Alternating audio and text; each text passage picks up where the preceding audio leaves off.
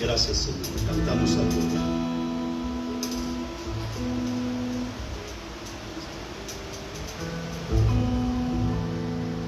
Nunca se apartará de tu boca este libro de la ley, sino que de día y de noche meditarás en él.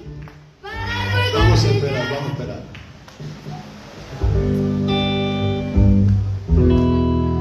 Nunca se apartará de tu boca este libro de la ley, sino que de día y de noche meditarás en él, para que guardes y hagas conforme a todo lo que en él está escrito, porque entonces harás prosperar tu camino y todo te saldrá bien.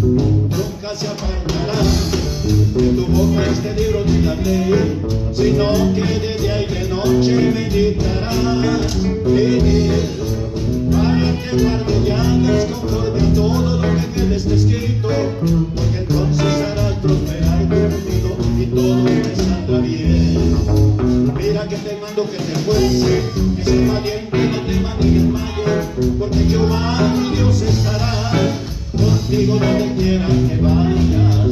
Mira que te mando que te esfuerces, que seas valiente, no temas ni desmayes, porque Jehová mi Dios estará contigo donde quiera que vayas. Tu misericordia es mejor que la vida, tu misericordia es mejor que la vida.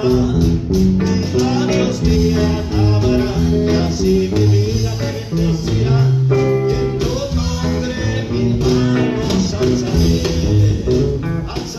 mis manos, en tu nombre, Señor, alzaré mis manos, en tu nombre, Señor. Mis labios te alabarán, y así mi vida te bendecirá, y en tu nombre mis manos alzaré. A su nombre, alabado sea Dios. Amén, hermanos. Vamos a dejar que Dios nos ministre en esta mañana. Voy a dejar la parte de nuestro hermano John, gloria al Señor, y vamos a aprender de la palabra de nuestro Dios. Aleluya. Alabado sea el nombre de Jesús.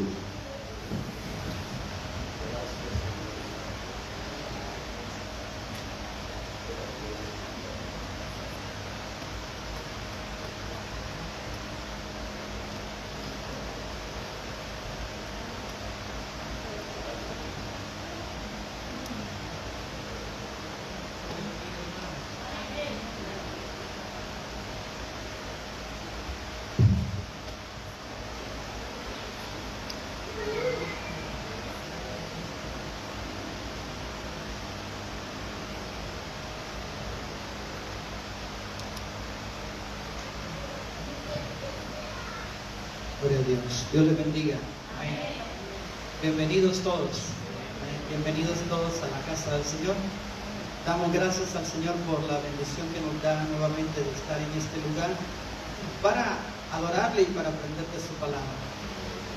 Doy una cordial bienvenida también a los hermanos de Estéreo Liberación, a los hermanos que nos sintonizan, que cada domingo están con nosotros ahí esperando la escuela bíblica dominical.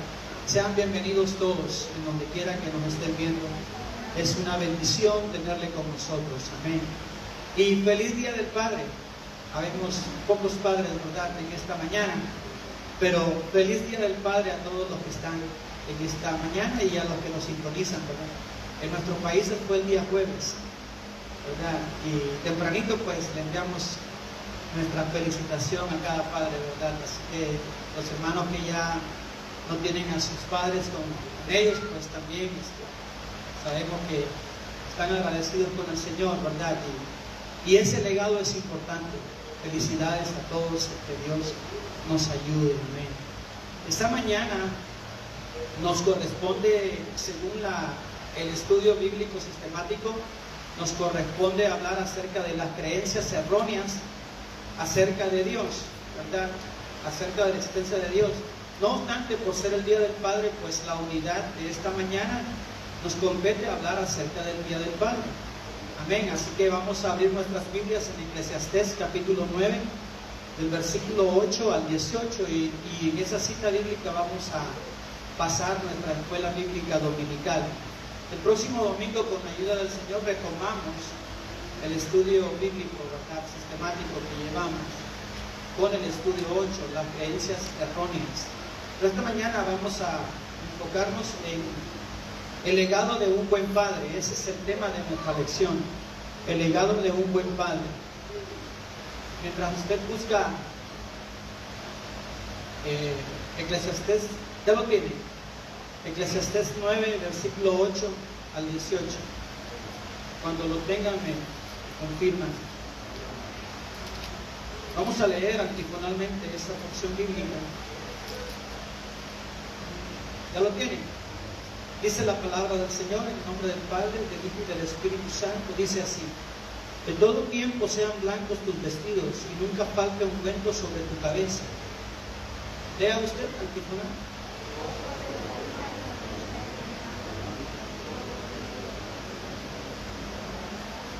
Amén.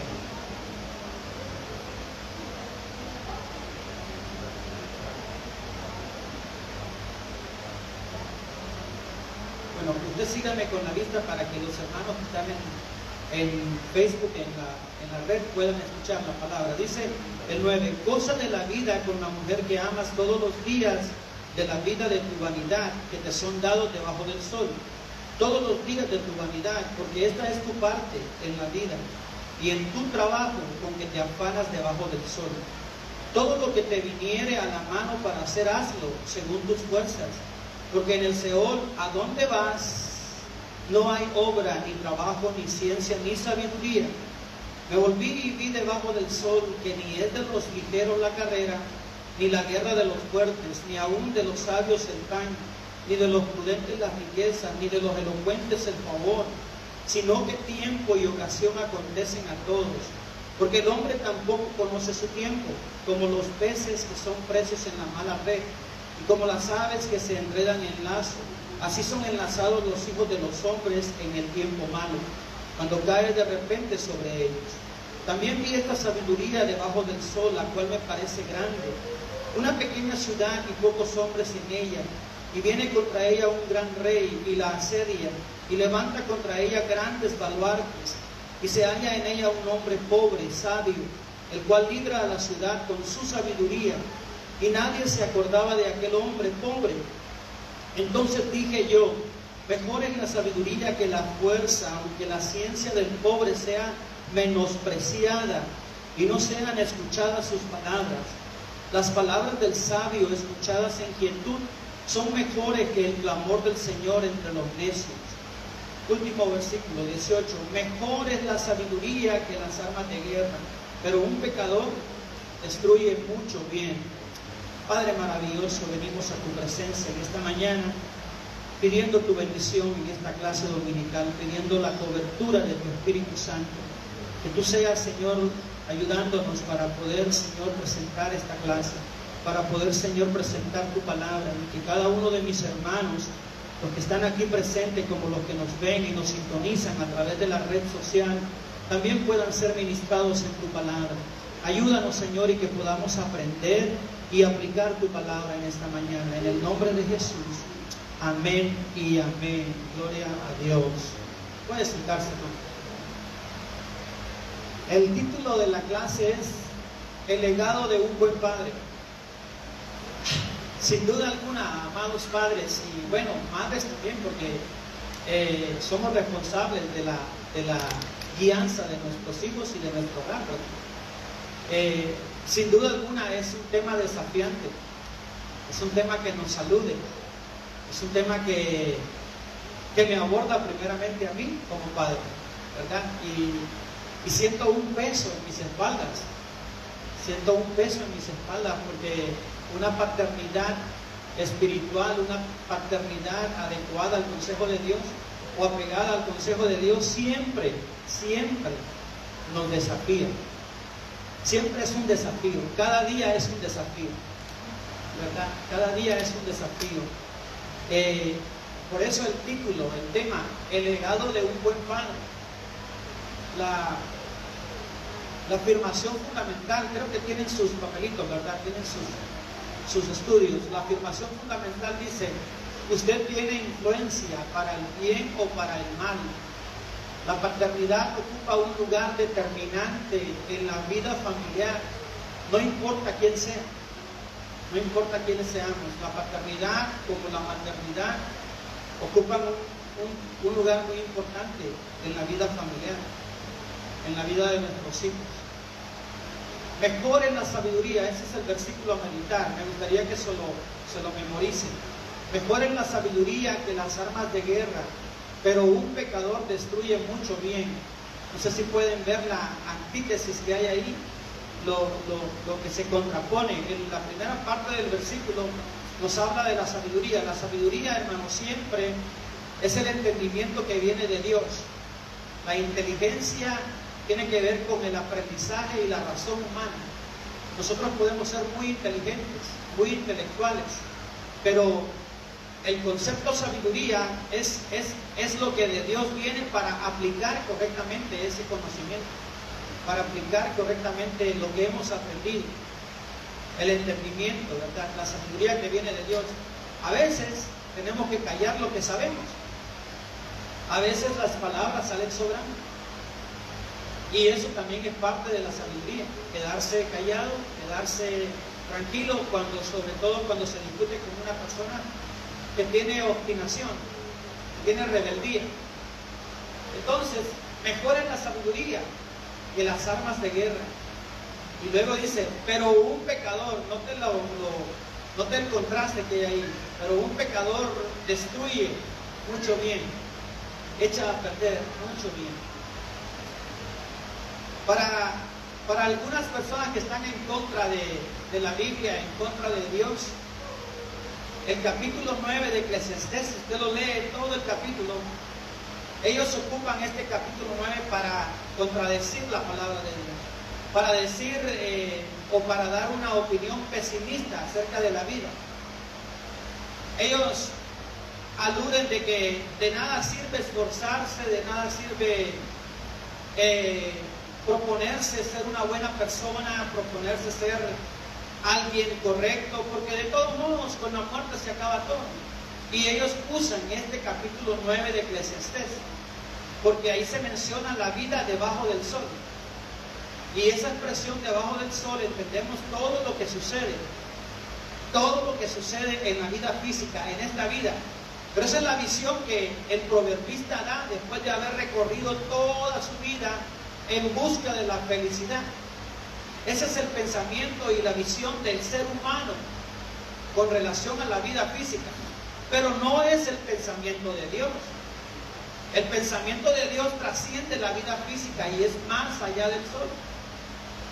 La expresión debajo del sol tiene que ver con el afán del ser humano de buscar la felicidad, de buscar la prosperidad, de buscar la dicha, de buscar los bienes terrenales de este mundo, pero la visión de Dios está más allá del sol, ¿verdad?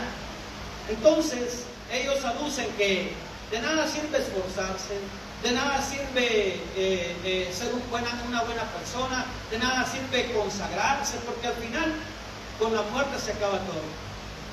Pues la Biblia contradice eso. La Biblia dice que hay una vida eterna. La Biblia dice que el que muere en condenación, pues está irremisiblemente perdido. Pero el que muere con Cristo Jesús tiene vida eterna. Eso dice la Biblia. Amén. La palabra de Dios dice, el apóstol Pablo en 1 Corintios 2:9, cosas que ojo no vio, ni oído oyó, son las que Dios tiene preparado para los que le aman. Y Jesucristo en San Juan capítulo 14 dice, en la casa de mi Padre muchas moradas hay. Eso está más allá de la vida, eso está más allá de lo que vemos alrededor. Por lo tanto, vale la pena esforzarnos. Por lo tanto, vale la pena que nos dediquemos como hijos de Dios a servirle, a serle fiel. Amén, hermano. Ahora, el punto 1. Pienso, hermano, de que Salomón, él pudo alcanzar la felicidad cuando le servía a Dios con todo su corazón. Porque todos nosotros, en el momento que venimos al Señor, alabamos a Dios. Gloria a Dios. Amén. En el momento que venimos al Señor, nuestra vida cambia. Yo creo que todos experimentamos algo muy diferente a lo que vivíamos antes cuando venimos a Jesús. Dios hizo una transformación y puso paz en nuestro corazón. Y creo que Salomón experimentó esa paz desde el momento que él estuvo sirviéndole al Señor con todo. Por todo lo que el Señor le dio y por todo lo que Dios hizo a través de él. Con esa sabiduría que tenía y teniendo al Señor en su corazón, él gozó de esa paz, gozó de esa felicidad. Pero cuando él se apartó de Dios es cuando él ya no fue feliz y empezó a buscar la felicidad en otras cosas. Pero esa felicidad ya nunca llegó. Y creo que la podemos aplicar a la vida de nosotros también, mientras nosotros permanezcamos fieles al Señor y dejemos que el Espíritu Santo nos ministre constantemente y estemos de acuerdo, gloria al Señor, a la voluntad de Dios. Nosotros vamos a ser felices, vamos a poder experimentar la presencia de Dios y naturalmente eso llena nuestra alma. Amén. La situación sería que nosotros nos apartáramos de Dios y empecemos a buscar la felicidad en otras cosas, lo cual nunca la vamos a encontrar. Amén. Amén. Gracias, pastor. Y eso sucede con Salomón. Si usted observa bien el libro de Proverbios, habla de una vida práctica y da consejos para que el ser humano viva una vida práctica. El libro de Eclesiastés, por otro lado, habla acerca del alma y de la vida eterna. El Proverbios habla de una vida práctica, de consejos prácticos para que usted y yo vivamos y los apliquemos en lo terrenal, en la vida natural. Pero Eclesiastés muestra otra condición diferente al proverbista, o que él experimenta, que es el afán, el esfuerzo humano por encontrar la felicidad en todas las áreas, porque Salomón fue el hombre más sabio, el hombre más rico de su tiempo, el hombre que tenía todo lo que un ser humano pueda tener. Pero al final él dijo, vanidad de vanidades, todo es vanidad. Se está refiriendo a todo lo que existe debajo del sol. Porque él mismo declara que la verdadera felicidad es estar en las manos de Dios. Es estar en las manos de Dios, saber, reconocer que la vida no consiste en lo físico, sino en lo eterno. Él tuvo, de alguna forma, Dios permitió que él tuviera todas estas experiencias para que nos sirviera de fotografía a nosotros. ¿Nunca se ha preguntado por qué Dios deja plasmado en la Escritura estos ejemplos? Si David era conforme al corazón de Dios, ¿por qué él se interesó en dejar escrito el pecado de David? Fue un pecado horrendo, fue un pecado terrible, terrible. Usted compara el pecado de Saúl con el pecado de David. Humanamente hablando, es más justificable el pecado de Saúl. Pero la diferencia es que Saúl no se arrepintió. David sí se arrepintió de corazón y se entregó en la misericordia de Dios, se clamó la misericordia de Dios. Salomón igualmente, Dios le permite experimentar para dejarnos a nosotros un ejemplo. El punto 1 dice, el deleite de la fidelidad matrimonial. Es el Día del Padre y estamos hablando de alguna forma en el aspecto familiar, ¿verdad? Estamos hablando del aspecto familiar. En el versículo 9 de este libro, de capítulo 9 de Eclesiastés, usted ve la fidelidad, el deleite de la fidelidad matrimonial. ¿Qué dice el versículo 9? Goza de la vida con la mujer que amas, todos los días de la vida de tu vanidad que te son dados debajo del sol. Todos los días de tu vanidad, porque esta es tu parte en la vida y en tu trabajo con que te afanas debajo del sol. Este versículo nos exhorta a vivir una vida de santidad y fidelidad al pacto conyugal, al pacto matrimonial, al pacto que una vez hicimos. Y dijimos, sí, acepto. ¿Acepta usted vivir con esta mujer? Sí, acepto, ya está, con mucho gusto. ¿Verdad? En pobreza, en riqueza, en salud y en enfermedad, en bonanza o en escasez. Sí, hasta que la muerte nos separe. Y apenas viene un problemita o algo sucede, me voy a divorciar de ti. Sí. Y bueno, este versículo nos exhorta a la fidelidad matrimonial, al deleite matrimonial. Goza en la vida, goza de la vida con la mujer que amas. Le voy a decir lo que no implica este versículo. Y luego le voy a decir lo que sí implica. Lo que no implica es la búsqueda egoísta de una satisfacción propia solamente, sino la satisfacción mutua. Porque algunas personas, algunos hombres sobre todo, procuran satisfacerse a sí mismos. Estoy hablando del acto conyugal. Pero este versículo no se refiere a eso. A ambos, esto no implica la búsqueda egoísta de mi propia satisfacción. No, sino significa más bien el disfrute sano y limpio, disfrute total, sin condiciones, disfrutar plenamente de esa persona y con esa persona. No es el lugar, sino con quién compartimos el lugar. Voy a repetir eso, no es el lugar, si el lugar es hermoso, vamos a un zoológico, o vamos al Gran Cañón, o vamos a un lugar muy especial, o muy famoso. No es en sí el lugar, es con quién compartimos ese tiempo. Es con quién compartimos ese momento. Entonces es el disfrute sano, limpio, disfrute total, sin condiciones. Disfrutar plenamente de esa persona y con esa persona que Dios puso a nuestro lado. Busque 1 Corintios capítulo 7. No es la búsqueda egoísta de mi propia satisfacción, sino el disfrute limpio y puro, que significa el compartir conyugalmente con la persona que Dios puso a nuestro lado. Pablo dice en 1 Corintios 7, del 1 al 5, se lo puse ahí en la pantalla, en cuanto a las cosas de que me escribiste. Mira, eso es importante. Los corintios le habían escrito insistentemente a Pablo acerca de este tema. ¿Cuáles son esas cosas que le escribieron? Bueno, lean los capítulos anteriores.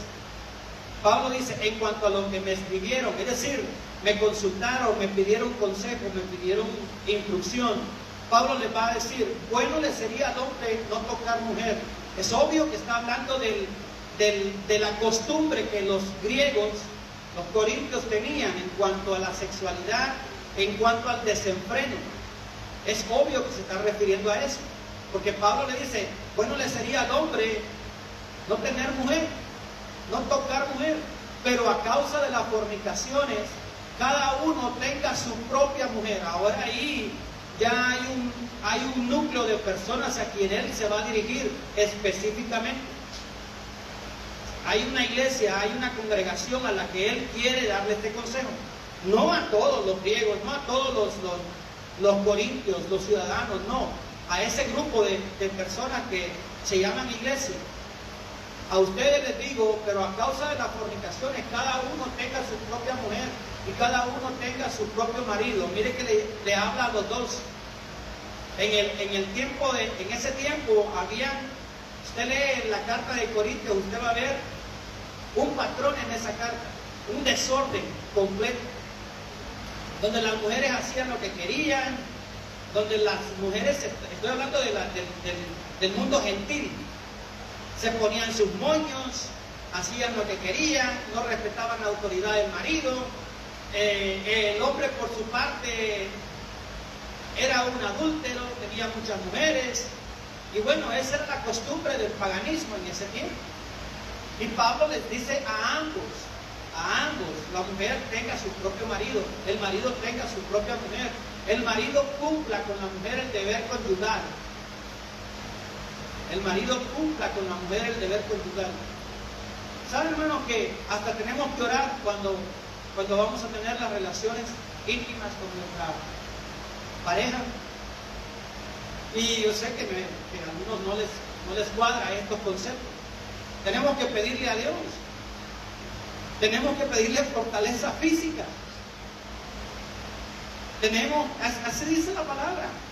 Somos responsables nosotros también de eso. Qué silencio, hermano. Ya me metí en problemas, hermano pastor. Don hermano, perdón. Sí, como en ese entonces muchos se convertían y llegaban con esas costumbres, entonces había que enseñarles, ¿verdad?, lo que verdaderamente manda la palabra. Y es igual en las iglesias de hoy en día, porque siempre se está convirtiendo, ¿verdad?, en gente que no conocía de Dios, y puede ser que venga con algunas costumbres también. Por eso es de que estas enseñanzas son necesarias, porque es la palabra de Dios la que nos pide, ¿verdad?, que tratemos la manera de tener un balance, ¿verdad?, en lo que significa ese momento, ¿verdad?, de intimidad. Amén. Y el apóstol Pablo es claro, hermano. El apóstol Pablo es claro. Yo le estoy dando palabra, yo le estoy diciendo palabra escrita que está aquí. El apóstol Pablo es claro. La mujer no tiene potestad sobre su cuerpo. Eso habla de no negarse. Porque a veces los cónyuges se castigan a sí mismos.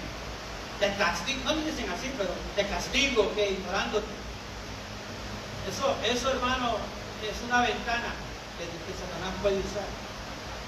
Te castigo haciéndote a un lado. Entonces, hay que tener mucho cuidado. Aquí dice Pablo que no debemos negarnos. La mujer no tiene potestad sobre su cuerpo porque le pertenece al marido, y el marido no tiene potestad sobre su cuerpo porque le pertenece a la mujer. El 5 dice: no neguéis el uno al otro. La única forma es porque usted se va a consagrar. Es porque usted se va a consagrar. De lo contrario, y cuando hablo de consagrar, hermano, no significa un mes, 2 meses, 3 meses, y la pobre hermanita ahí, la pobre esposita ahí ignorada, o viceversa. Ahí es una ventana que Satanás puede usar para tentar. Bueno. Ajá, exacto. Así que, hermanos, tengamos presente eso. Tengamos presente eso. Disfrutemos, como dice el versículo 9, goza con la mujer que amas, la mujer que Dios te dio, la mujer que Dios escogió para ti. Y eso se aplica también en el ámbito contrario de la mujer. A la mujer le dice: goza de tu marido, el marido que Dios te dio, el marido que Dios puso a tu lado, con sus defectos y virtudes. ¿Por qué? Tenemos más defectos que virtudes. Tenemos más defectos que virtudes. Amén. Tenemos que tratar de ser tolerantes en cuanto a eso. Vamos al punto 2. El proverbista también habla de la diligencia en el trabajo.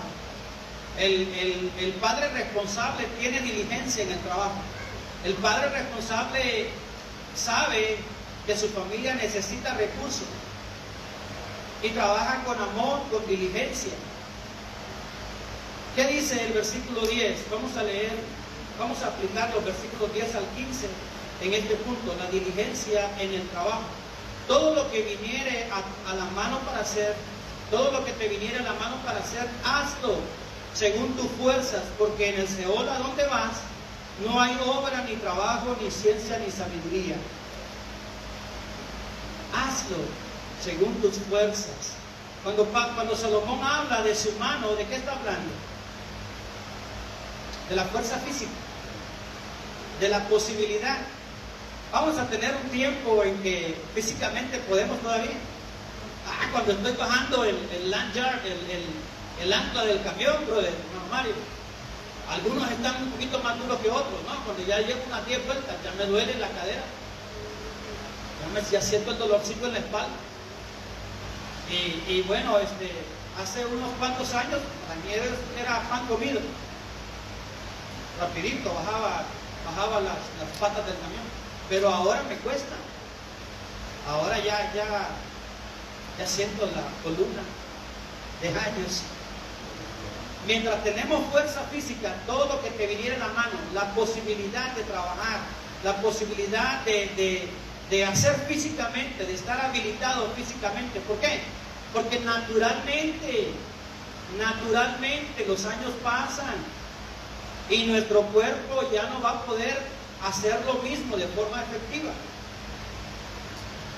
Lo que te viniera en la mano a hacer, hazlo diligentemente. No se refiere, cuando él dice, cuando habla de su mano, se refiere a la condición física del cuerpo, es decir, las habilidades que mientras estamos en vida podemos hacer. Y luego dice, porque en el Seol a donde vas no hay obra. Debemos entender que en el Antiguo Testamento al lugar de descanso se le llamaba Seol. En el Nuevo Testamento se le llama Hades. Pero cada uno de nosotros hemos estudiado y sabemos que hay dos secciones, o habían dos secciones antes de que Cristo resucitara. El Seol, donde iban los que estaban esperando la redención, los que murieron esperando la promesa de la cual habla Hebreos capítulo 11. Todos esos que murieron esperando la redención estaban en un lugar de descanso. Pero los que murieron rechazando el plan de redención y rechazando en el Nuevo Testamento, rechazando a Jesús, esos están en un lugar de tormento. Sin duda, al morir físicamente ya no podremos hacer nada, ya no tendremos posibilidad, ya habremos pasado a otra dimensión. Y a eso se refiere Salomón. Trabaja diligentemente, esfuérzate diligentemente según tu fuerza física, porque en el Seol a donde vas, y eso es general, querramos o no, nos espera la tumba fría. Pero tranquilos, el que está en Cristo tiene vida eterna, dice Juan 5:24. El que cree en mí tiene vida eterna y no viene a condenación, porque ha pasado de muerte a vida. Entonces nosotros los que estamos en Cristo Jesús, la muerte no nos debería de asustar ni de preocupar, sino más bien esperarla con tranquilidad, sabiendo que Dios tiene el momento para nosotros y vamos a la vida eterna. El versículo 9, si usted nota, se nos habla de la fidelidad en el hogar, con nuestra pareja, con nuestra esposa. En el versículo 10, en cambio, el proverbista nos habla de la disposición hacia el trabajo, hacia el laborar, diligentemente.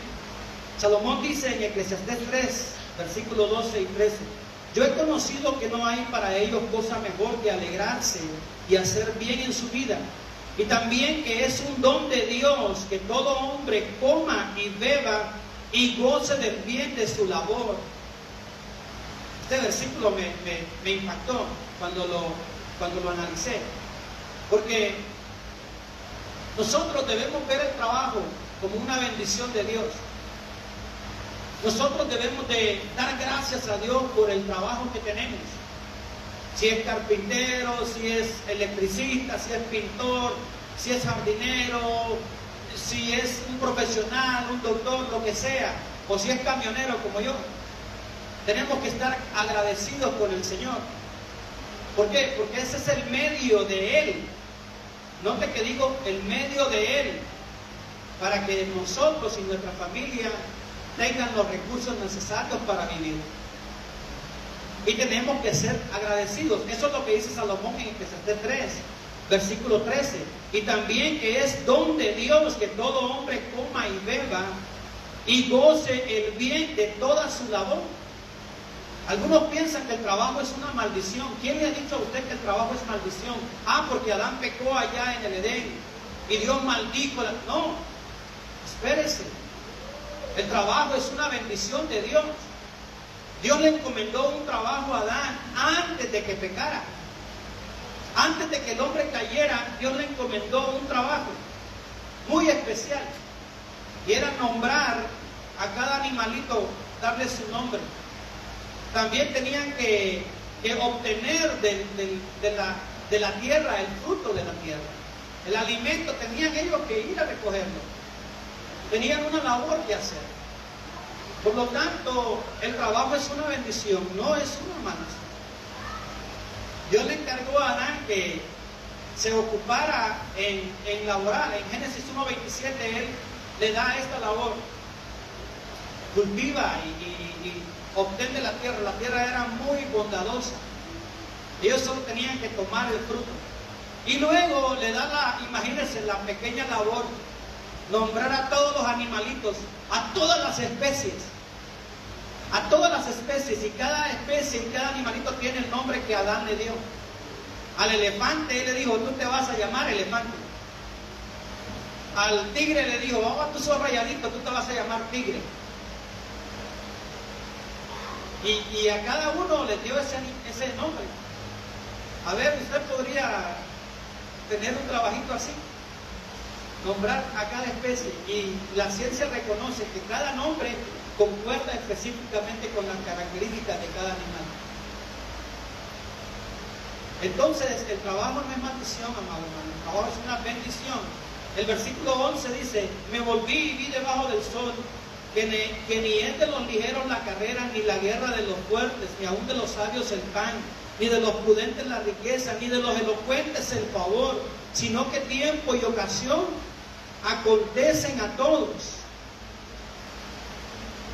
No es de los ligeros la carrera, ni la guerra de los fuertes. Podemos comparar esa cita con Romanos capítulo 9, versículos 15 y 16. El apóstol Pablo dice algo similar. Dice, pues a Moisés dice, tendré misericordia del que yo tenga misericordia, y me compadeceré del que yo me compadezca. Así que no depende del que quiere ni del que corre, sino de Dios que tiene misericordia. Pablo nos está aquí dando una cita muy importante que nos obliga a poner los pies en la tierra, a no creernos más de lo que realmente somos, a no considerarnos especiales por nuestros talentos o habilidades,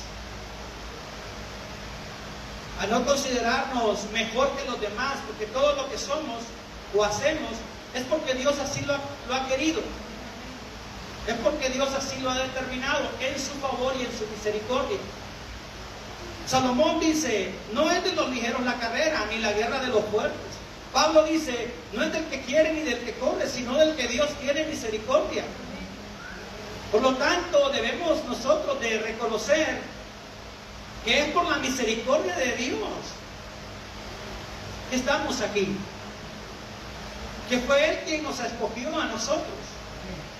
Jesucristo les dijo a sus discípulos, no me elegisteis vosotros a mí, yo os elegí a vosotros. Fue Dios quien nos eligió, ¿verdad? Fue Dios quien tuvo misericordia de nosotros. La parte B del versículo 11 dice, síganme ahí con la Biblia, la tienen, Eclesiastés 9, ¿verdad? El versículo 11, la parte B dice, ni aun de los sabios el pan, ni de los prudentes las riquezas, ni de los elocuentes el favor, sino que tiempo y ocasión acontecen a todos. Ningún don, ningún talento, ninguna habilidad pueden comprometer a Dios a favor de nosotros. Ni la gracia ni la misericordia de Dios pueden ser demandadas. Solo pueden ser aceptadas con gratitud. Ni la gracia de Dios ni su misericordia pueden ser demandadas. Tengamos presente eso, porque hoy oímos tantas cosas en los medios de comunicación. La gracia de Dios no se demanda, ni se exige, se recibe con gratitud, con amor. Amén, hermanos. No podemos exigir a nosotros las bendiciones de Dios. Debemos recibirlas con gratitud, reconociendo que somos inmerecedores. Inmerecedores. Me gusta ese título. Inmerecedores. Todo lo que nosotros somos y tenemos es por los méritos de Cristo. Y gloria a Dios por eso. Por eso Pablo decía, ¿quién me podrá separar del amor de Dios que es en Cristo Jesús? Pero no está aludiendo al amor que él siente por Jesús, sino al amor de Dios en Cristo Jesús hacia él. ¿Verdad? Bueno, el versículo 12 dice, da una respuesta a lo que él plantea en el versículo 11. Dice el 11, ni de los sabios el pan, ni de los prudentes la riqueza, ni de los elocuentes el favor, sino que tiempo y ocasión acontecen a todos. Y luego da un porqué. Porque el hombre tampoco conoce su tiempo, como los peces que son presos en la mala red, y como las aves que se enredan en lazo. Así son los enlazados, así son enlazados los hijos de los hombres en el tiempo malo, cuando cae de repente sobre ellos. Si usted lee y compara esto con Eclesiastés capítulo 12, Eclesiastés capítulo 12 es una buena respuesta para aquellos que creen que siempre van a estar fuertes físicamente, que siempre van a estar saludables físicamente y que nunca se van a enfermar porque somos hijos de Dios. Lea detenidamente Eclesiastés capítulo 12 y comprenda que conforme pasan los años nuestro cuerpo se va debilitando. No podemos evitarlo. No podremos evitarlo. Jesucristo lo dijo claramente. ¿Podrá el hombre, por más que se afane, añadir a su estatura un centímetro más? Cuando habla de estatura se está refiriendo a prolongar la vida. No vamos a poder hacerlo. Ahora bien, del versículo 13 al 15, el punto 3, bueno, el punto 2 vimos que fue la diligencia en el trabajo. El punto 3, la importancia de un buen legado. Versículo 13 al 17. Del versículo 13 al 15, el proverbista nos presenta una parábola. La parábola del hombre pobre y el hombre sabio, que tiene una aplicación directa a nuestro Señor Jesucristo. Del versículo 13 al 15, vamos a la Biblia. Dice, también vi esta sabiduría debajo del sol, la cual me parece grande, una pequeña ciudad y pocos hombres en ella, y viene contra ella un gran rey, y la asedia, y levanta contra ella grandes baluartes, y se halla en ella un hombre pobre. Note la característica que plasma Salomón. Y se halla en ella un hombre pobre, sabio, posiblemente anciano. Un hombre pobre, sabio, el cual libra la ciudad con su sabiduría. Y nadie se acordaba de aquel hombre pobre. Esto me hace recordar a Mardoqueo. ¿Se acuerda que después de mucho tiempo el rey mandó a preguntar si existía alguien a quien se debería reconocer, alguien que hubiera hecho algo por el reino? Y unos trabajadores ahí, tal vez insignificantes, hay alguien, mira, en tal año, Mardoqueo, el que mendiga ahí en la puerta, el que se sienta ahí en la puerta, él descubrió un complot que se levantó en contra de ti, y eso sirvió para que el rey reconociera y exaltara a Mardoqueo. Me hace recordar estos versículos, esa historia. Hay un hombre pobre que con su sabiduría libra la ciudad, y nadie se acordaba de aquel hombre pobre. ¿Acaso no es un cuadro similar? Es un cuadro de Cristo Jesús. Jesucristo, en su riqueza, se despojó de su riqueza para venir en pobreza, hablando de la condición de hombre. Se despojó de sí mismo, como dice Filipenses capítulo 5. Se despojó a sí mismo para darse, para que con su pobreza enriquecernos a nosotros. Y cuando hablo de enriquecernos, no me estoy refiriendo a riquezas materiales, no. No me refiero a posesiones materiales, físicas. No me refiero a dinero o a buen trabajo. No me refiero a esas cosas vanas. Me refiero a las riquezas espirituales que tenemos en Cristo Jesús. ¿Cuáles son esas riquezas? Perdón de pecados por su sangre. Salvación de nuestra alma por su sangre. Redención y vida eterna por su sangre. Esas riquezas no tienen comparación. Cuando usted muera, usted va a pasar a la presencia de Dios. Cuando yo muera, voy a pasar a disfrutar de esas riquezas gloriosas en Cristo Jesús. Por eso Pablo dice en Colosenses capítulo 3, no pongáis la vista en las cosas terrenales, poned la mira en las cosas celestiales, porque de allá somos. De allá somos. Cristo se despojó. Por eso el sentido espiritual de esta parábola de Eclesiastés 9:13 al 15. Cristo se despojó de su riqueza y majestad para con su pobreza enriquecernos a nosotros. La gloria eterna nos espera. Así que a esa riqueza me refiero. El versículo 16 y 17, continuando con el punto 3, la importancia de un buen legado. El versículo 16 y 17 dice: entonces dije yo, mejor es la sabiduría que la fuerza. Una persona que es fuerte físicamente, pero no tiene médula ósea, no tiene materia gris, ¿qué es? Es un bruto en potencia. Cuando digo bruto, me estoy refiriendo a esa piedra preciosa que se saca de una mina, pero que tiene su peso en bruto, le dicen. O sea, porque no ha sido preparada esa piedra. Entonces, una persona que es fuerte físicamente, pero que no aplica su entendimiento, su razón. Ahora, una persona débil, frágil físicamente, pero que aplica entendimiento, que aplica su sentido común, que aplica entendimiento, que usa su cabeza, esa persona vale más que el fuerte.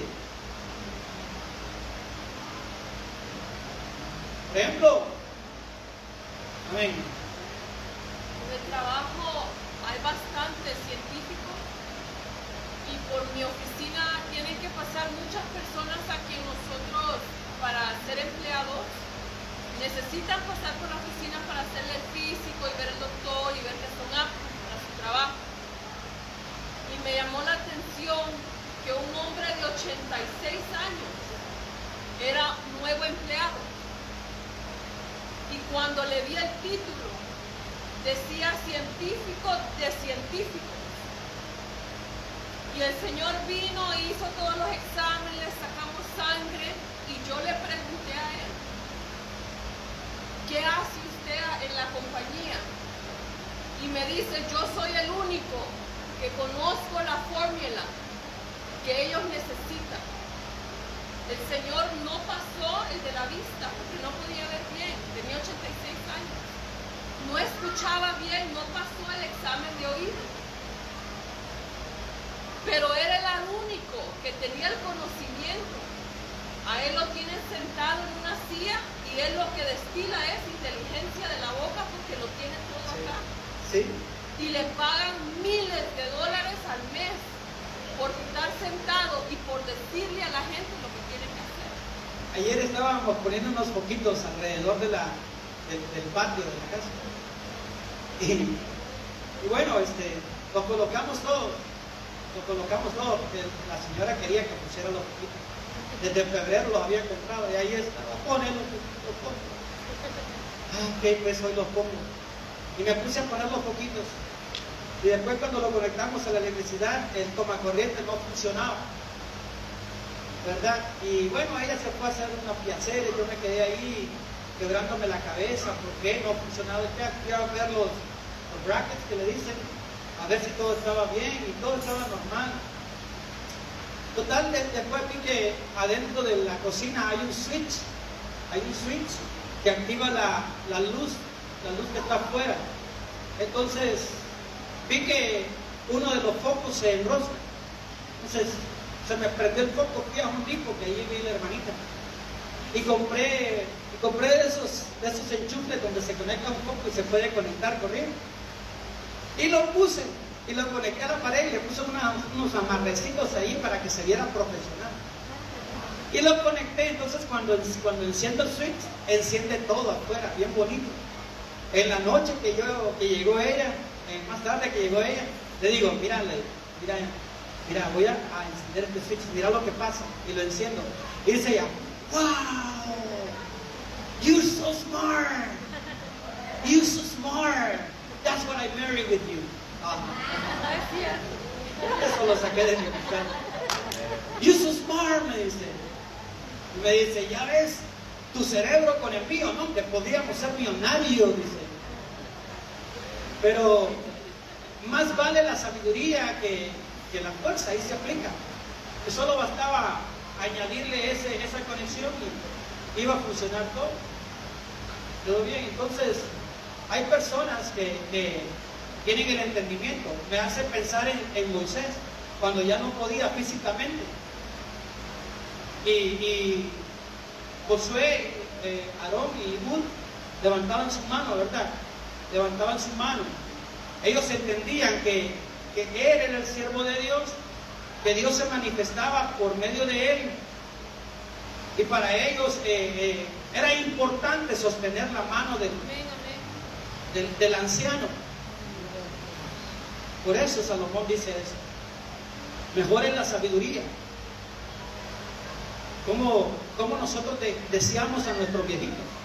Yo deseo, recuerdo con cariño y con aplicación las palabras que mi papá me decía.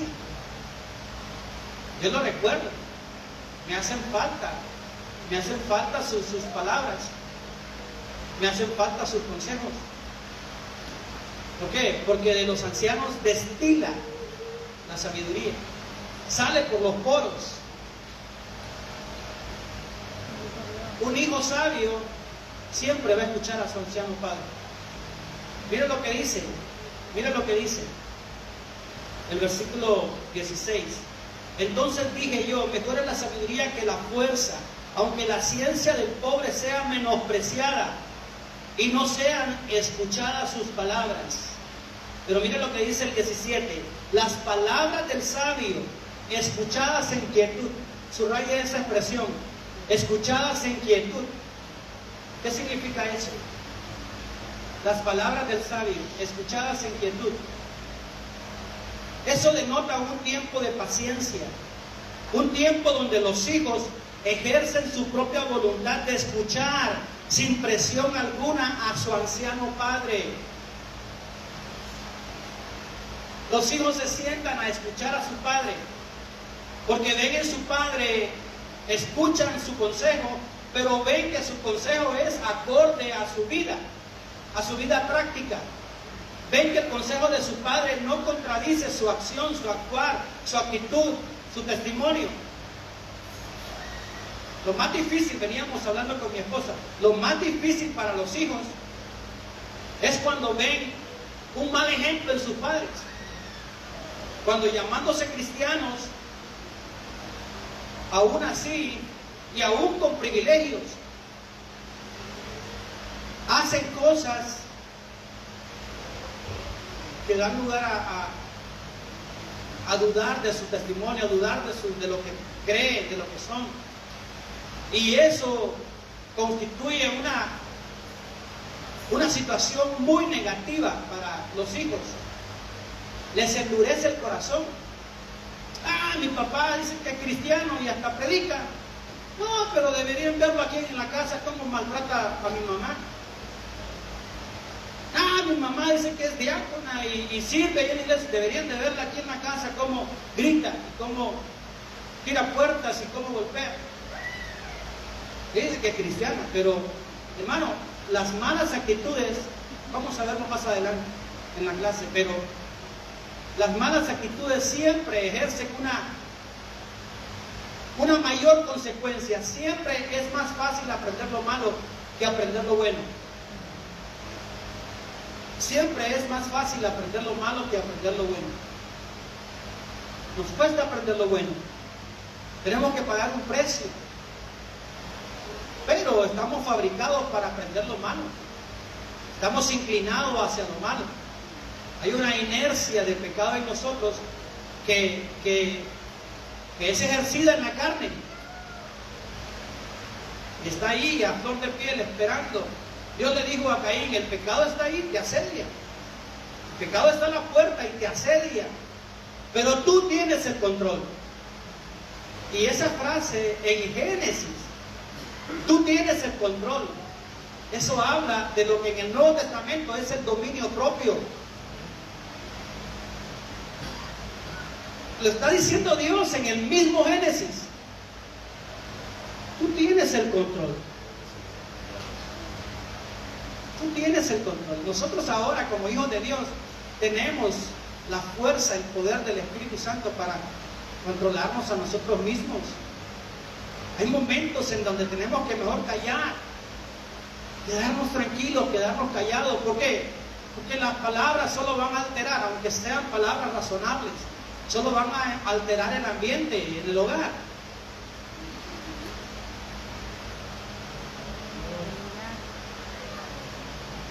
Bueno, dice, mejor son las palabras del sabio escuchadas en quietud. El papá no ejerce ninguna presión.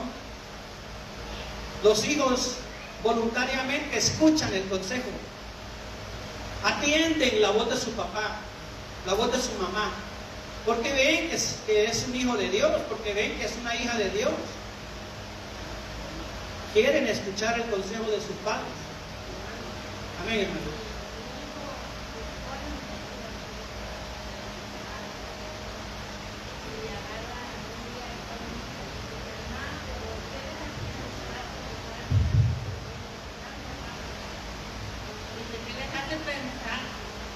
Que ha pasado tanto tiempo, generación en generación, y Cristo no ha venido.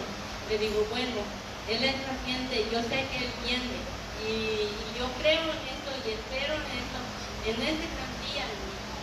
Y le dije, pero ¿sabes una cosa? Como yo oí una vez un consejero que dijo, miren, yo soy cristiano, alabo a Dios, pero dice, mucha gente piensa que estoy perdiendo mi tiempo, pero saben una cosa, si eso no fuera verdad, de todos modos, yo viví feliz en este mundo y nada perdí, pero los que vivieron mal, vivieron con drogas, vivieron maltratando a su familia y todo, entonces ellos lo perdieron todo, pero yo gané. Y me dice, bueno, entonces tienes razón, siga, es mi madre, yo sé desde que usted es una fiesta. Sí, amén. La gloria está para Dios. Amén. Es la importancia de un buen testimonio. Amén. La importancia de un buen testimonio. Las palabras del sabio escuchadas en quietud denotan a los hijos escuchando a su padre, a su madre, recibiendo el consejo, pero también tiene una aplicación espiritual. En sentido espiritual, cada quien ejerce su propia voluntad al escuchar las palabras del sabio, que en este caso es la palabra de Dios, que en este caso es el Santo Evangelio. Nosotros estamos, como dice la hermana, algunos piensan que perdemos el tiempo. Perdemos el tiempo. No estamos perdiendo el tiempo. Para ellos nosotros somos locos. Para ellos nosotros somos locos. Y qué bien que estamos locos. Imagínense, día domingo, 105, 108 grados de temperatura. Nosotros dejamos nuestra comodidad, la comodidad del hogar, y venimos a la casa de Dios. ¡Qué locura!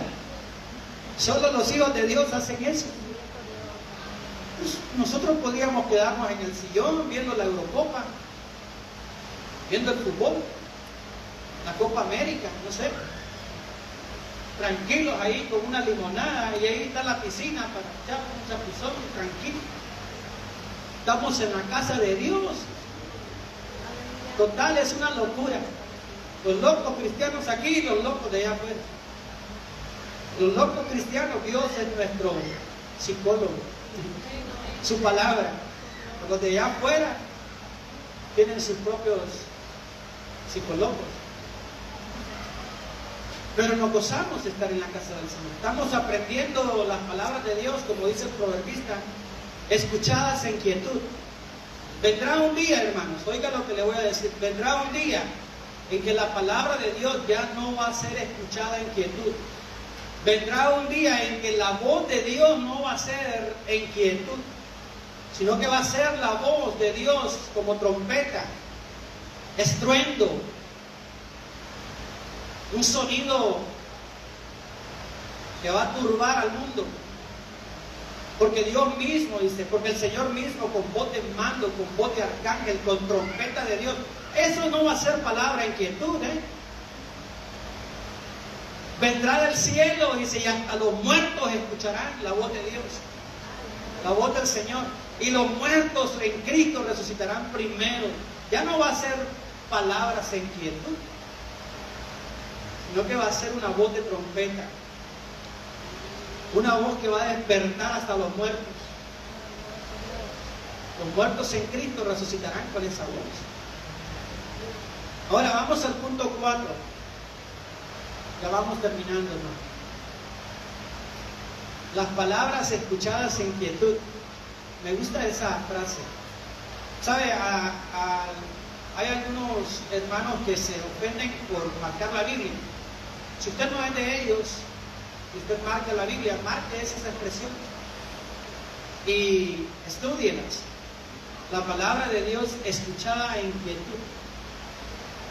Yo subrayo, y en base a eso que me llamó la atención, pues busco información, estudio eso. Y bueno, es la forma en que Dios me habla o me ministra. El punto 4, el resultado de dejar un buen legado. El punto 3, dijimos que era la importancia de un buen legado. Y usamos la cita, mejor es la sabiduría que la fuerza, aunque la ciencia del pobre sea menospreciada y sean escuchadas sus palabras. El 17 dice, las palabras del sabio escuchadas en quietud son mejores que el clamor del Señor entre los necios. De alguien importante, pero entre necios.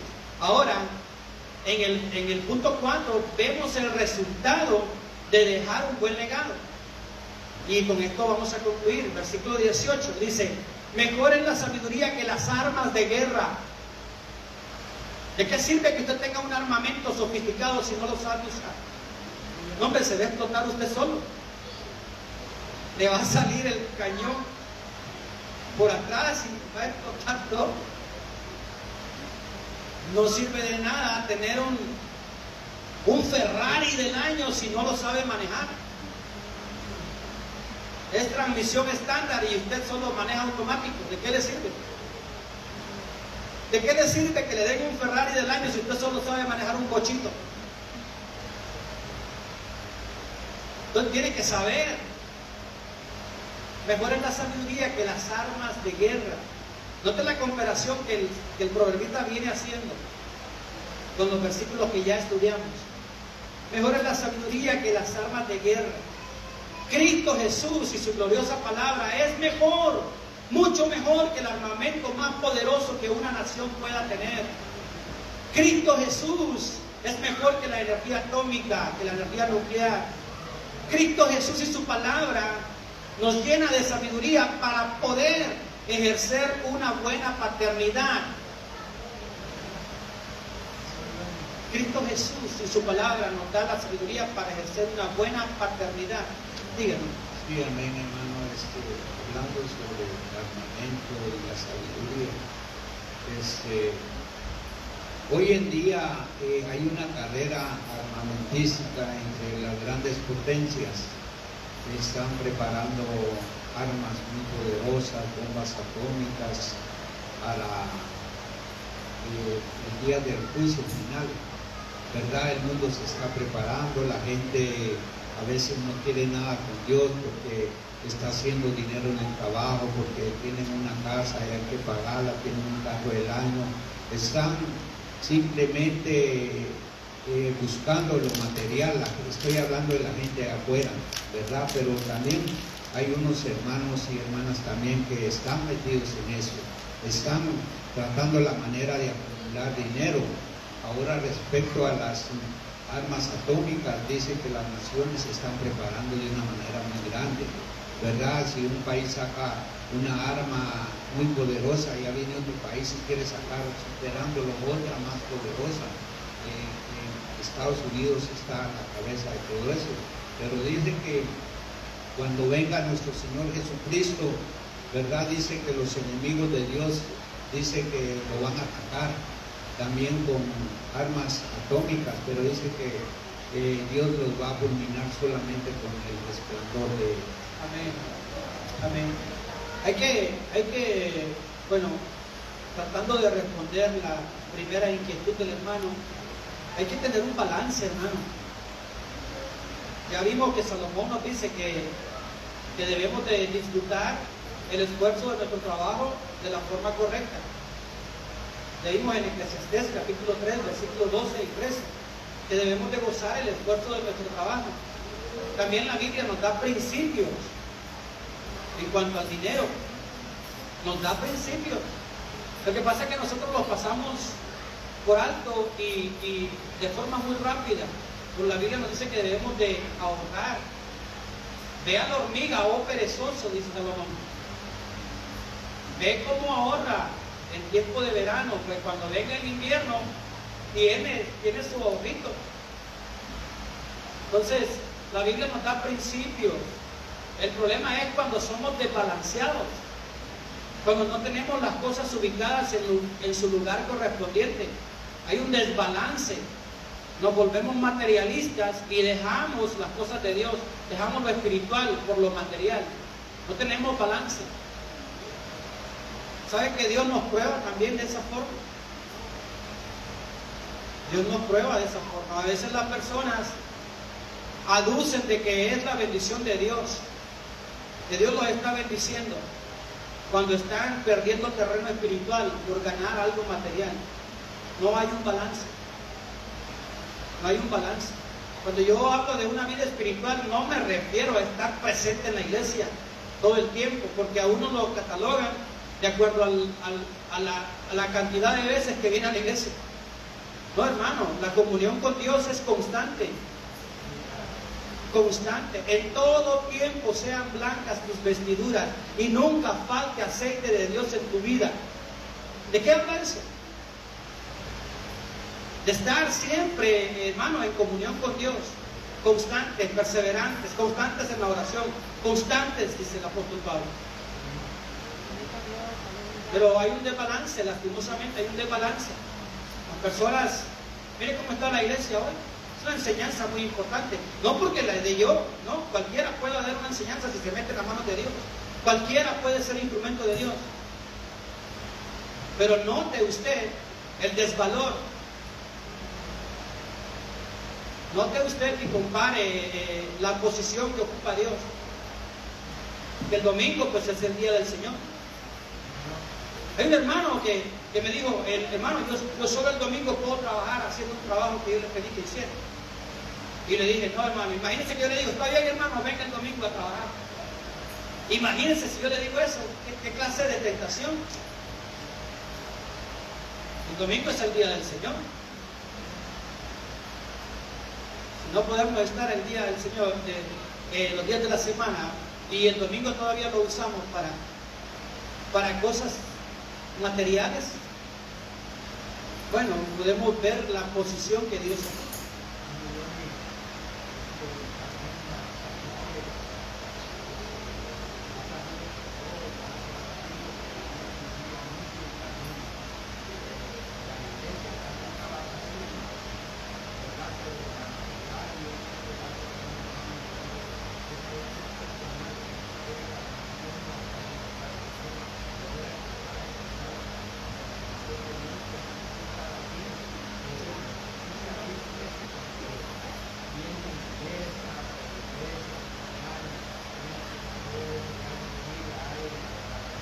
Servirle.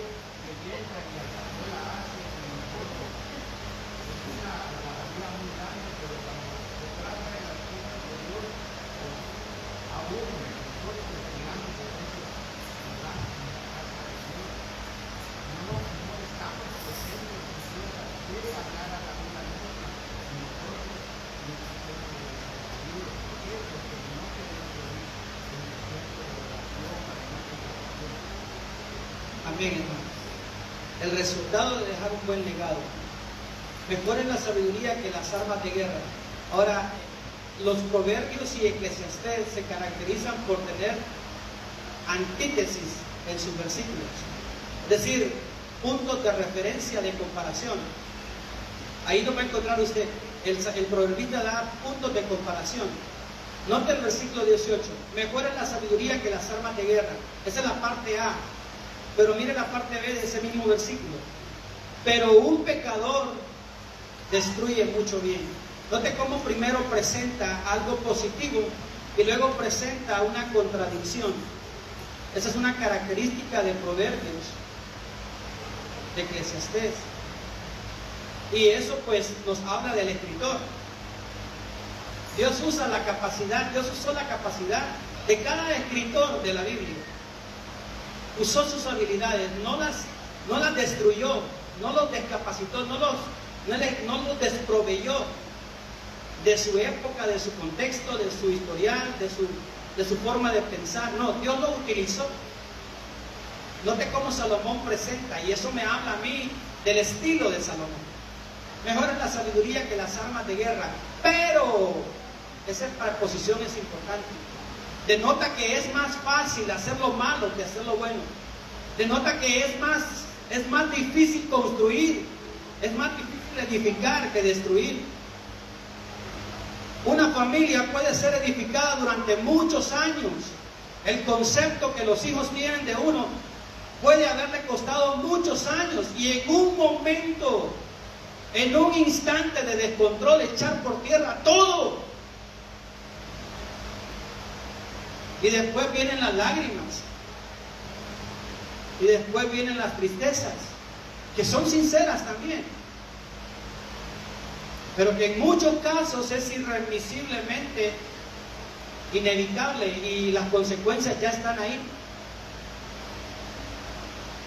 Los hijos ya se formaron un concepto. Hay que pensar bien, hermanos. Amén, hermano. Amén. Sí.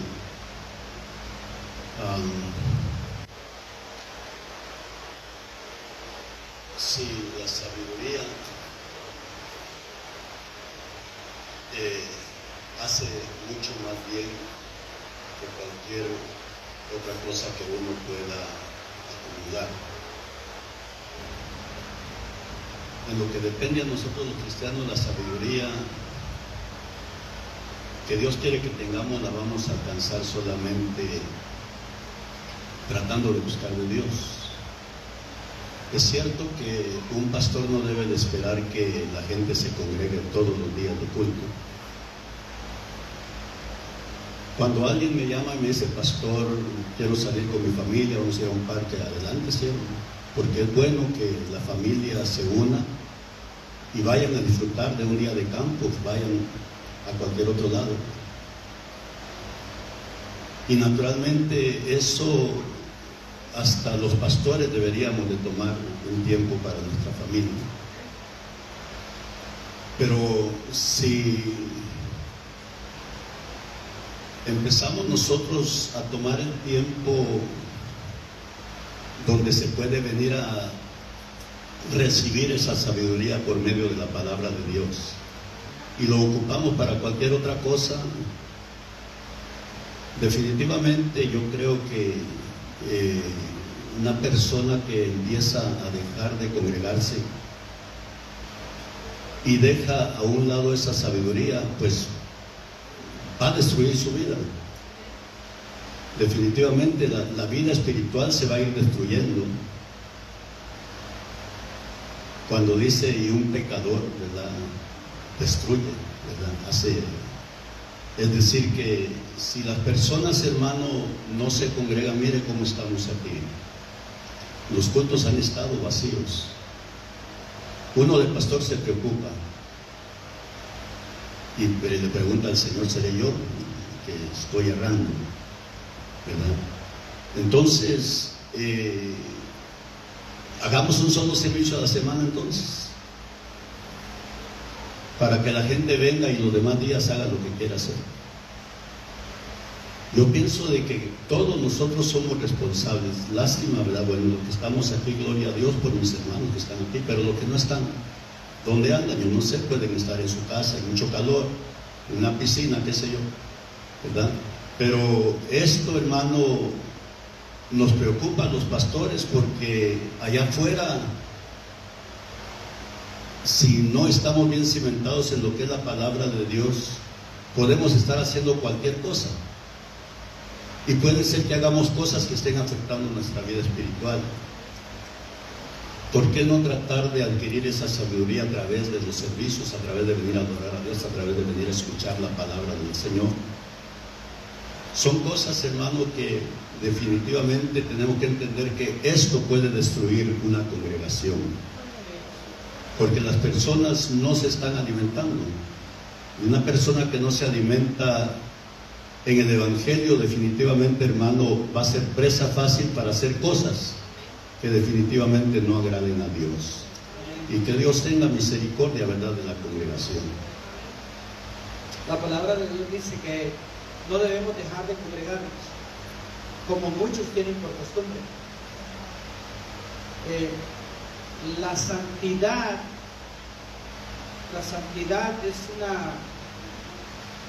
es un atributo de Dios que nos lo da a nosotros para que nosotros andemos en santidad, pero la santidad se practica en nuestro diario vivir. La santidad no es algo que usted lo adquiere por su propio esfuerzo o por su propia habilidad o por su propio mérito. La santidad la adquiere de parte de Dios cuando usted hace como hijo de Dios lo que tiene que hacer. El congregarse, hermanos, es un ejercicio espiritual. Cuando la gente pudiendo estar en la casa de Dios no lo está pudiendo estar en la casa de Dios, no lo está, de alguna forma es porque menosprecia la adoración, menosprecia la ofrenda de alabanza y menosprecia la palabra de Dios. Cuando nos reunimos al menos con dos propósitos. Hay dos expectativas. Cuando yo vengo a la casa de Dios, hay dos expectativas en mi corazón. Una es alabar, adorar a Dios junto con mis hermanos. Y la segunda, que Dios me hable. Por eso cuando el pastor predica, hermano, yo estoy orando por él. O cuando alguien predica, aún en el Facebook, cuando vengo manejando en el camión y está la hermana predicando, o el hermano Ángeles, o el hermano Eduardo, cualquiera, estoy orando. En el momento que leen la Biblia y oran, hay que orar por el siervo para que Dios lo use como instrumento y me hable, me diga el pan de ese día, me dé el pan, el alimento de ese momento, de ese día. Entonces yo me reúno con dos expectativas: adorar junto con mis hermanos al Señor y luego darle el lugar al Señor para que me hable a mí. Y bueno, hay una tercera expectativa, la necesidad humana que yo pueda tener. Señor, glorifícate. Si tú te quieres glorificar, Señor, glorifícate. Haz tu santa y perfecta voluntad en mi necesidad. Y bueno, el Señor hace conforme a su voluntad. Note el contraste en ese versículo. Mejor es la sabiduría que las armas de guerra, versículo 18. Pero un pecador, imagínese un padre pecador, un padre impío, la influencia que ejerce en su hogar. Pero un pecador destruye mucho bien. Este versículo es paralelo con aquel que dice: la mujer sabia edifica su casa, mas la necia, ¿qué? Mire, mas la necia, la versión original dice: mas la necia con sus propias manos, es decir, deliberadamente. Este versículo es paralelo, es aplicado al hombre y aquel es aplicado a la mujer. Mejor es la sabiduría que las armas de guerra, pero un pecador destruye. Es como cuando usted ha hecho un castillo de arena en el mar y ¡ay! como el chavo que le destruye la casita a Kiko y hace ahí, o sea, da la idea de hacer algo deliberadamente. Por eso yo les decía al principio que siempre la influencia es más potente y eficiente cuando es influencia negativa, cuando es lo malo que transmitimos con nuestras palabras, con nuestros gestos, con nuestras acciones. Siempre es más efectivo el aspecto negativo. ¿Cuánto le cuesta a un buen anciano padre? ¿Se acuerda que en Eclesiastés, en una porción bíblica, el mismo proverbista dice: acuérdate de tu Creador en los días de tu juventud, antes que lleguen los días malos, lleguen los años en los cuales digas no tengo en ellos contentamiento. Los días malos ahí significan la vejez, no significa la maldad del mundo. Los días malos ahí, porque está hablando de juventud primero y después dice antes que vengan los días malos, es inevitable. Los días malos, el cansancio físico, las enfermedades, la imposibilidad física, pero cuando eso venga, que usted pueda ver atrás, que usted como padre, que usted como madre pueda ver atrás y pueda ver que sus hijos caminan en la palabra de Dios. ¿Se acuerdan que el anciano Juan, el ancianito Juan, que dice: no hay mayor gozo para mí que el ver que mis hijitos andan en la fe? Está hablando de la iglesia de Éfeso, de los que crecieron escuchando la doctrina, de los que crecieron viendo el ejemplo del apóstol Juan. No hay mayor gozo para un padre que el ver que sus hijos andan en la fe. No hay mayor gozo, no es las riquezas que puedan lograr, no es el éxito universitario. Todo eso son añadiduras y bendiciones de Dios. Pero el mayor gozo de un padre cristiano es ver que sus hijos son temerosos de Dios, porque van hacia la vida eterna. Si somos padres y somos cristianos y tenemos una relación certera con Dios, no hay mayor gozo que el ver que nuestros hijos son temerosos de Dios. Hermano, yo les digo algo, yo no me quiero ir solo para el cielo. Yo quiero que mis hijos tengan un encuentro personal con Dios. Que mientras ellos estén en la edad de niñez y la edad de responsabilidad paternal, maternal, que ellos tengan un ejemplo de temor a Dios y que cuando les sea el momento de tomar su propia decisión, les sea fácil. ¿Por qué? Porque vieron toda su niñez un ejemplo en hogar cristiano. Es verdad que ellos van a tomar su decisión personal y es necesario, pero nuestra influencia ayuda mucho para que ellos en su adultez sean hijos de Dios. ¿Qué le sirve a usted como padre, como madre, que su hijo sea doctor, doctora? ¿De qué le sirve si al final se pierde su alma? ¿De qué servirá? Eso es un éxito y es una bendición de Dios también, hay que reconocerlo. Pero lo más importante es la salvación eterna, la salvación del alma. Qué bonito es, yo tengo amigos jóvenes que se han graduado de la universidad, que han sacado su carrera universitaria y que le han dado gloria a Dios. ¿Sabe por qué es hermoso? Porque en el ambiente universitario lo que se vive, lo que ellos viven es evolucionista. Es un ambiente evolucionista donde se le da lugar a la evolución, donde se le da mayor relevancia y mayor importancia a temas como la sexualidad, a temas como las relaciones sexuales como algo natural, normal, y ellos, por ser hijos de Dios, se mantienen en un ámbito tan contradictorio a su creencia, a su fe. Ellos viven en un lugar, viven en una situación, en una esfera donde los preservativos se dan como dulces. Aquel jovencito que es virgen, aquella jovencita que es virgen, y que quiere mantenerse así porque quiere agradar a Dios, se le califica como anticuada, fuera de onda, anticuado. Esa es la visión del mundo, esa es la visión del impío. Pero qué lindo es cuando esos jóvenes cristianos sacan las mejores notas. Y en ese ambiente tan contradictorio, honran a Dios con su testimonio, honran a Dios en la universidad, honran a Dios. Le hablan al Señor, le hablan del Señor a los demás con su vida, con su ejemplo. Se gradúan y le dan gloria a Dios. Bueno, un pecador destruye mucho bien. Eso habla de la influencia negativa que se puede dar en la vida de los demás. Hay ejemplos de paternidad negativa en la Biblia. Adán pecó y toda la humanidad sufrió las consecuencias. Acán tomó del anatema y el pueblo de Dios sufrió una vergonzosa derrota. Roboán, el hijo de Salomón, fue por medio de quien se dividió el reino.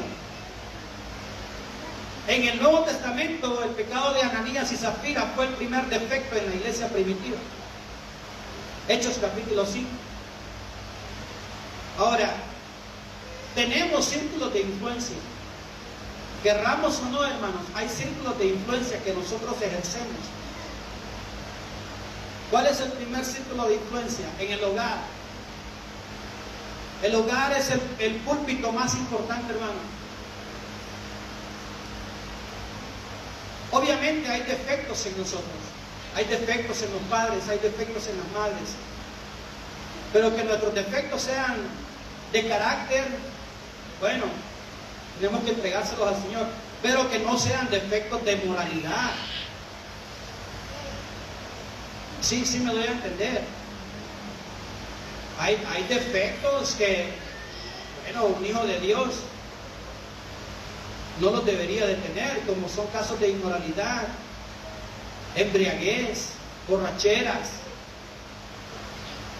Ese tipo de defectos es diferente a los defectos de carácter. Que Pablo reconocía los defectos de carácter que había en él.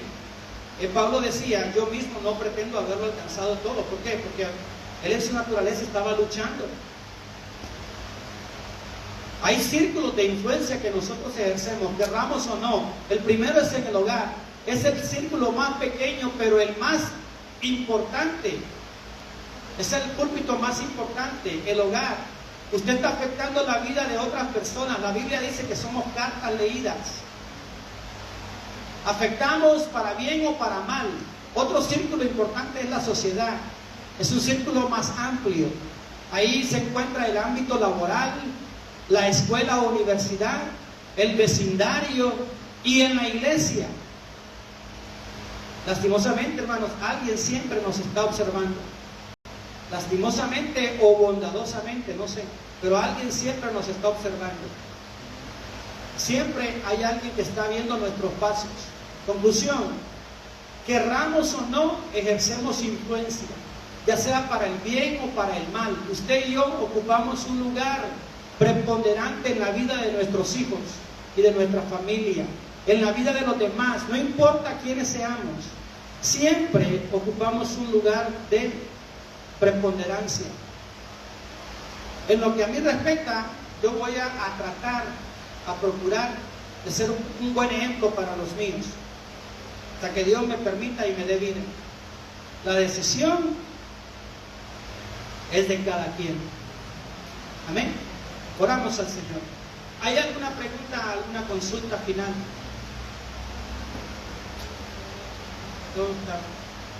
Cuando, amén, hermana. Gracias.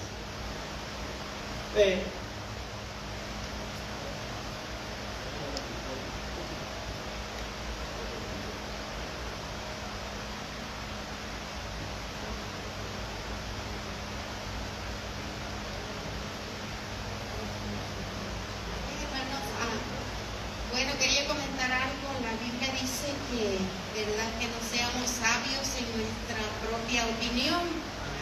Entonces, sí, nosotros está ahí también como padres que tenemos que que pedirle sabiduría al Señor, ¿verdad?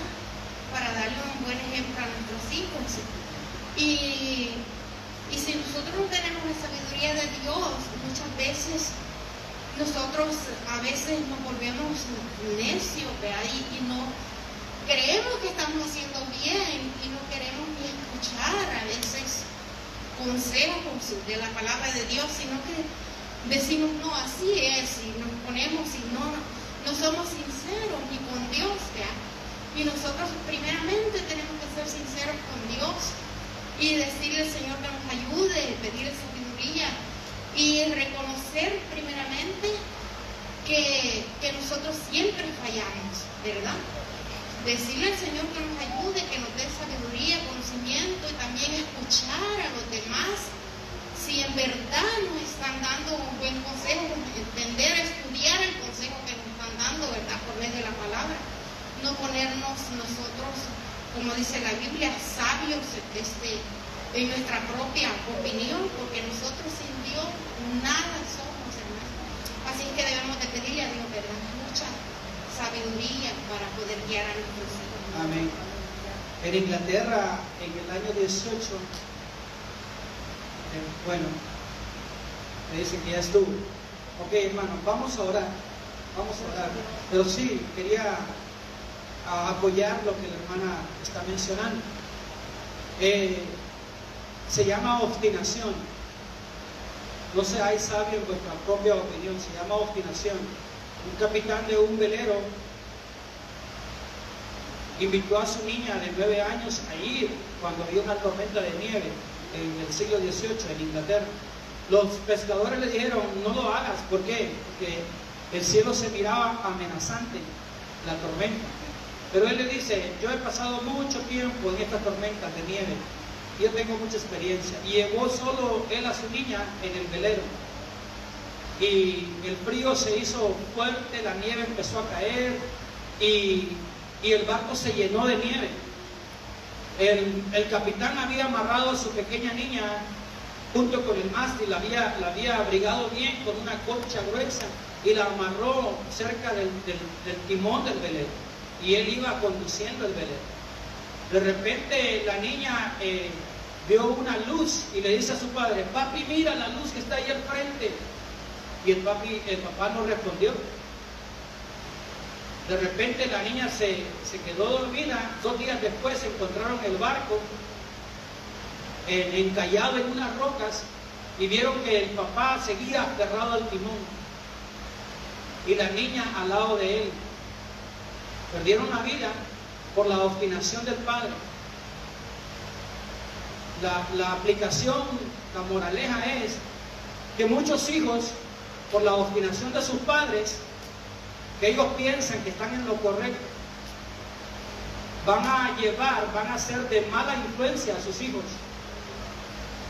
por no aplicar la sabiduría de Dios, por no entender que no seáis sabios en vuestra propia opinión. Se refiere a no ser obstinados en una posición que a veces ellos tienen una mejor idea que nosotros o un razonamiento mejor que el de nosotros, y nosotros, porque tenemos una posición autoritaria, no escuchamos a nuestros hijos. Que Dios nos ayude como padres. Ciertamente, hermanos, la paternidad es un desafío. Es un desafío, hermano, que a veces lo vemos tan pesado, lo vemos tan difícil, por todo lo que rodea, está alrededor de la paternidad.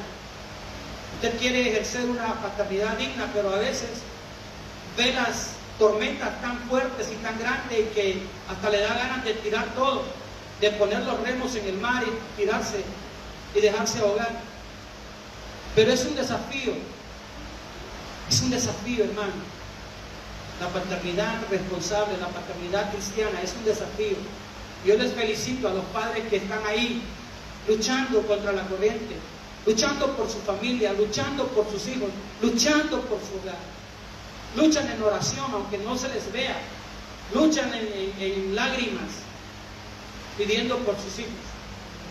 Vamos a orar, hermanos, vamos a orar. Padre Santo, te damos gracias, Señor, por tu palabra. Te damos gracias, Señor, por las enseñanzas espirituales que en ella tú nos das. Es glorioso, es provechoso recibir tu consejo. Como dice tu palabra, en quietud. Mejor es la palabra sabia que las armas de guerra. Así es tu palabra, Señor. Nos hablas al corazón. Te pedimos, Señor, que nos permitas seguir tus pasos. Que nos permitas seguir en tu palabra, Señor. La senda que tú nos has marcado es tu palabra.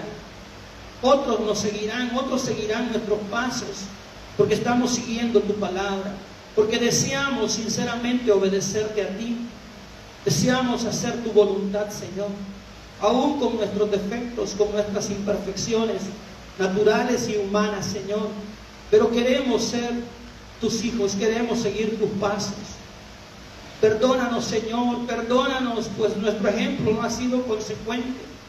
Nuestro ejemplo a veces no ha sido el mejor, no ha sido el más apropiado para ellos. Perdónanos, Señor, porque a veces hemos defraudado a los seres que más amamos, como nuestros hijos, nuestra esposa, las esposas, sus esposos, sus hijos. Perdónanos, Señor, por nuestra inconstante debilidad. Necesitamos tu presencia, Señor. Necesitamos, Padre, la intervención de tu Santo Espíritu en nuestro diario vivir.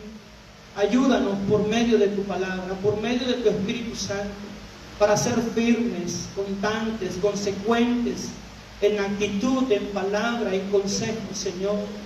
Que nuestros hijos reciban de nosotros no una herencia terrenal, sino un legado espiritual. Que nuestros hijos reciban, Señor, el mejor ejemplo, un legado digno de ti, un legado digno de tu palabra, un legado digno de tu santo evangelio, un legado digno de Cristo Jesús. Te lo pedimos en el nombre de Jesús. Amén y amén. Si entre los que nos sintonizan en Estéreo Liberación hay alguien que quiere entregar su vida a Jesús, hay alguien, hay algún padre o alguna madre inclusive que por esta palabra entiende que no ha sido el mejor ejemplo para su hogar, posiblemente es porque no tiene a Cristo Jesús en su corazón. Desea aceptar a Cristo, desea recibirle, bien puede hacerlo esta mañana. Te voy a guiar en una oración pequeña, sencilla, pero sincera del corazón. Recuerde que el Señor está presto para escuchar la voz del corazón. Al corazón contrito y humillado, dice la palabra, Él no lo rechaza. ¿Quiere recibir a Cristo Jesús?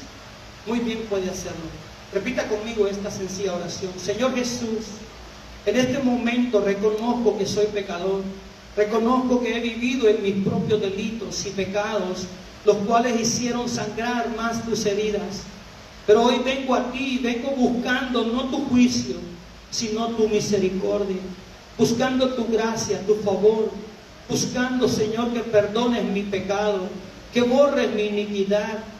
Ven a morar en mi corazón, hazme una nueva criatura, y que a partir de ahora yo pueda ser un hijo tuyo, que mis pasos comiencen a guiar a mi familia, que tanto amo, hacia la vida eterna, que yo pueda ser un instrumento espiritual en tus manos.